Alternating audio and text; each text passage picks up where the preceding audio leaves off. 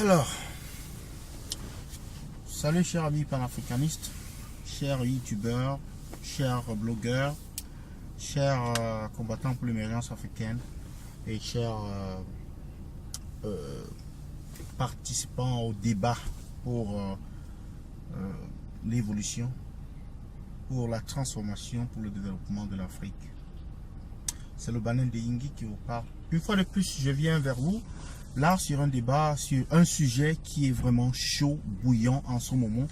Il s'agit de l'impunité qu'on observe dans le comportement de nos forces de l'ordre ou des hommes en tenue en général. Alors, voyez-vous, dans un système anarchique, dans un système de chaos, dans un système de désordre, il y a quelque chose qui sort de là comme vainqueur. Il y a quelque chose de sublime qui transparaît. Il y a quelque chose d'incroyable qui devient comme la règle du jeu, c'est l'impunité. Alors voyez-vous, l'impunité, j'ai fait une première vidéo où j'ai parlé de l'impunité, mais là je vais parler de l'impunité parce qu'elle se manifeste sous deux formes. Il y a l'impunité des politiciens et des tout-puissants. Il y a l'impunité des hommes en tenue. C'est-à-dire un homme en tenue qui a un litige avec un confrère, un homme en tenue qui a un litige avec un civil, se dit que il a le droit de décider sur le sort de ce dernier et très généralement, c'est de décider de lui ôter la vie. Les hommes en tenue au Cameroun, je m'adresse à vous. Cette vidéo, c'est pour vous faire comprendre que vous êtes dans un métier qui vous donne une espèce de responsabilité régalienne. Mais au-delà de toutes vos responsabilités, la première de vos responsabilités, c'est de préserver la paix, de protéger la population civile. À partir du moment où un gendarme abuse de sa position, abuse de ses outils de travail,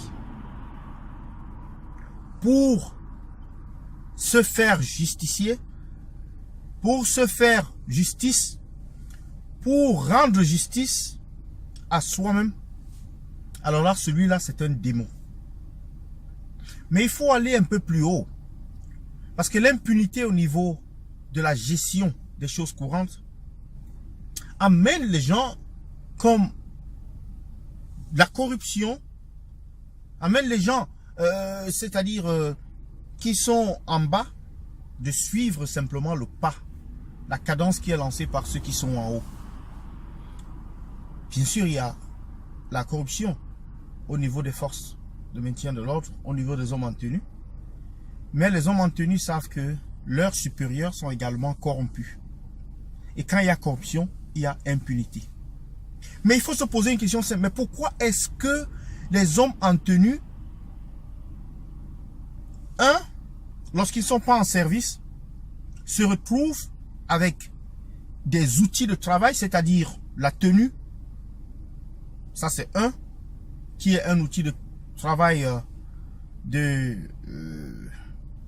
très visible. L'arme, qui est un outil de travail létal, qui donne la mort, qui peut être camouflé, tout comme il peut être exposé. Alors qu'il y a des armureries. Alors qu'il y a des magasins, des armes dans chaque force. Pourquoi est-ce que on accepte ou alors on permet aux hommes en tenue de rentrer, de vaquer, de pavaner avec leurs armes, de sortir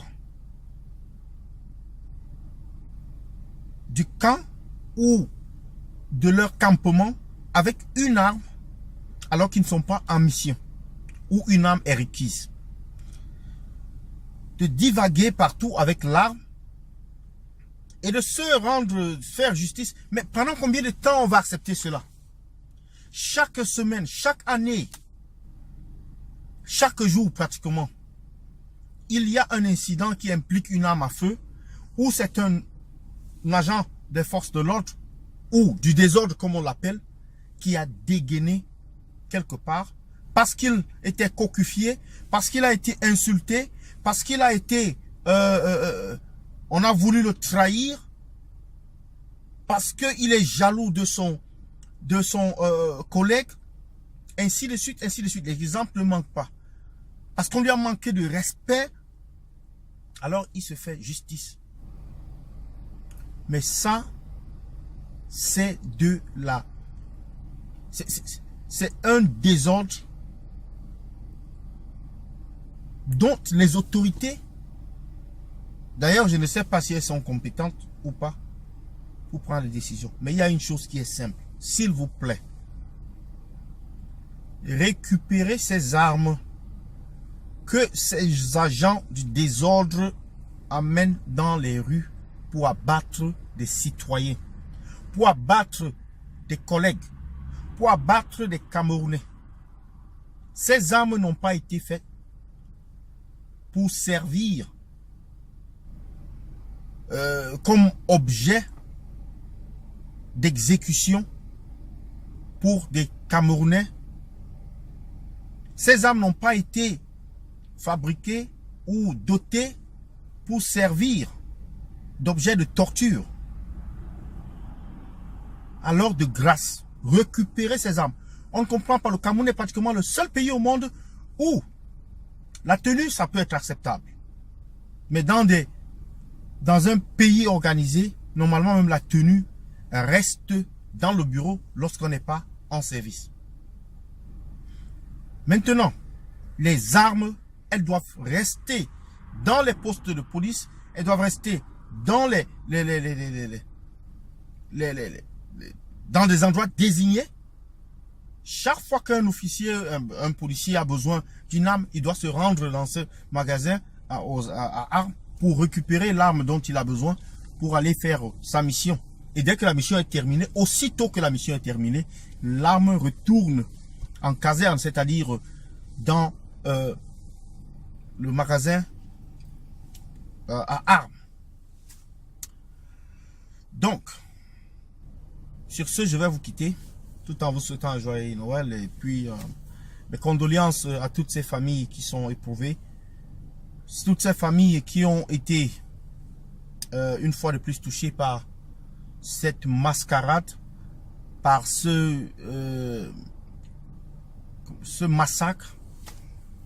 Et j'espère que les autorités camerounaises qui ont pris des mesures lorsqu'il y avait le transporteur Général Express, qui avait Général Voyage, je sais pas, qui avait fait des accidents, on a tout de suite pris des mesures pour interdire cette compagnie. J'espère qu'on prendra des mesures également pour arrêter cette hémorragie. Elle est arrêtable. Donc sur ce, je vous quitte, j'attends vos commentaires, partagez la vidéo. À bientôt.